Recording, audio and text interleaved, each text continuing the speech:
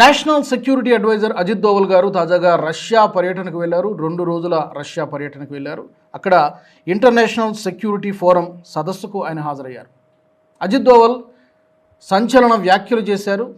గతంలో చెప్పినటువంటి మాటలే అయినప్పటికీ కూడా రష్యా వేదికగా, మాస్కో వేదికగా పాకిస్తాన్కు ఒక డైరెక్ట్ వార్నింగ్ ఇచ్చారు.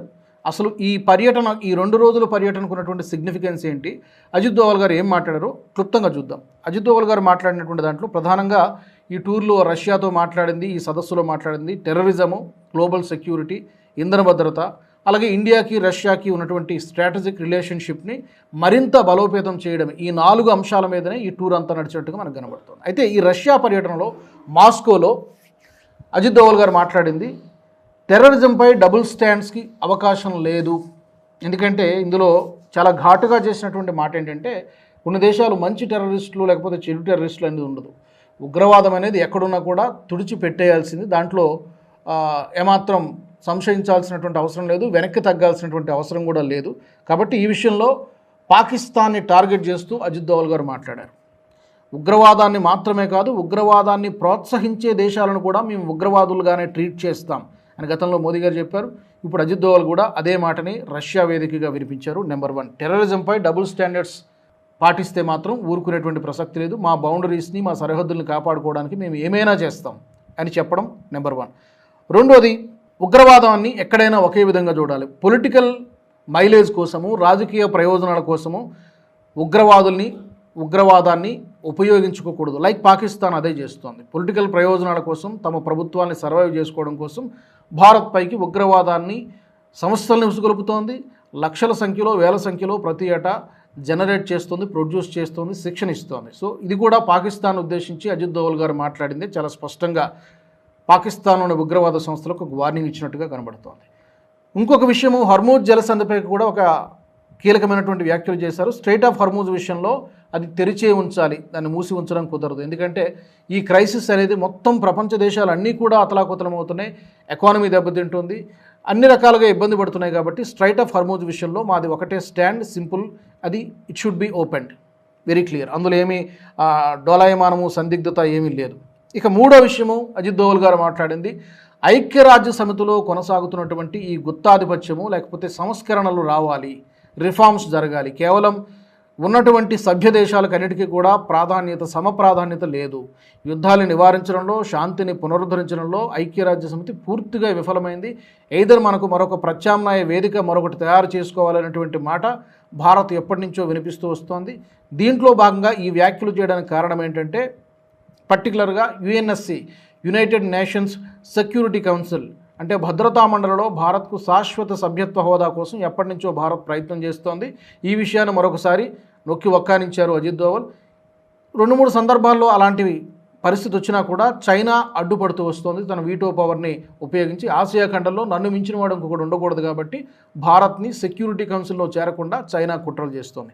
ఈ 3 అంశాల గురించి అజిత్ దోవల్ గారు చాలా స్పష్టంగా మాట్లాడారు. పాకిస్తాన్కు ఒక డైరెక్ట్ వార్నింగ్ ఇచ్చారు.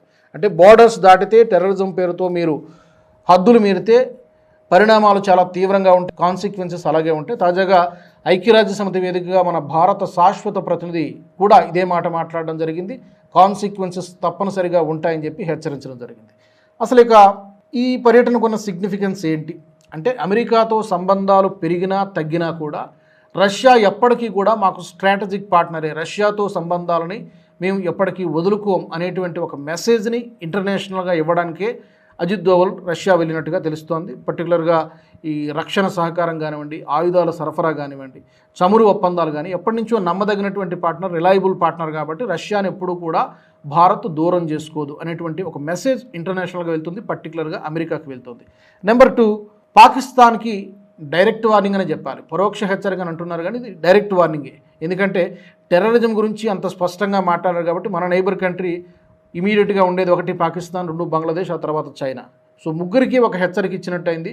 ఉగ్రవాదాన్ని డైరెక్ట్గా ప్రోత్సహిస్తోంది పాకిస్తాన్, వాళ్ళని వెనకుండి ప్రోత్సహిస్తోంది ఆయుధాలు అందించడం కానీ, డబ్బులు సహాయం చేయడం కానీ, ఇవన్నీ చేస్తోంది చైనా. కాబట్టి 3 దేశాలకి అజిత్ దోవల్ హెచ్చరిక చేశారు రష్యా నుంచి. సో రష్యా మా వెంటే ఉంది, మేము రష్యా వెంటే ఉన్నాం అనేటువంటి ఒక మెసేజ్ చాలా స్పష్టంగా 3 దేశాలకు వెళ్ళింది. ఒక దెబ్బతో 3 పిట్టలు అన్నట్టుగా 3 దేశాలకు వార్నింగ్ ఇచ్చారు. ఇక చైనా పశ్చిమ దేశాల మధ్య భారత్ బ్యాలెన్స్ చేస్తోంది. ఇప్పుడు ప్రపంచం అంతా కూడా ఎలా అయిపోయిందంటే భిన్న ధృవాలు కలిగినటువంటి ప్రపంచం ఆవిర్భవించాలని చెప్పి జయశంకర్ గారు కానీ మన భారత్ ఎప్పటి నుంచో చెబుతోంది.